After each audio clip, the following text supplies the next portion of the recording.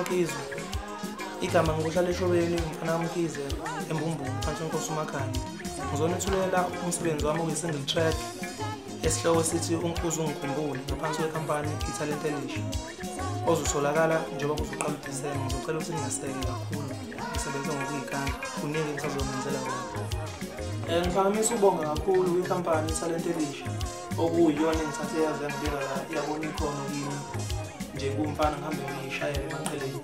Yabona ukuthi kukhona engase ngikwenze ngikwenze umphakathi. Ngiyabonga kakhulu kuningi esisazomenzela kona ngaphansi kwayo ikhampani. Unyaka moqala nje kukhona isingase siqhamuke okujabulisa abantu kakhulu. Ngiyacela ukuthi nisaseke kakhulu asikuthi ngaphandle.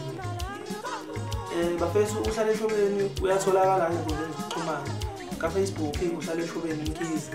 Ngicela nisilandele ukuze nithole iy'nhlelo ey'qhubekayo ngeqembu nje wonke ama-updates azobe emenyezelwa khona. So ngizocela ukuthi niphinde niye kuma-download nifike nizoyithola ingoma niyiphuma. Ngoba ngokuthi izofika kahle endlebeni nje niyithokozele.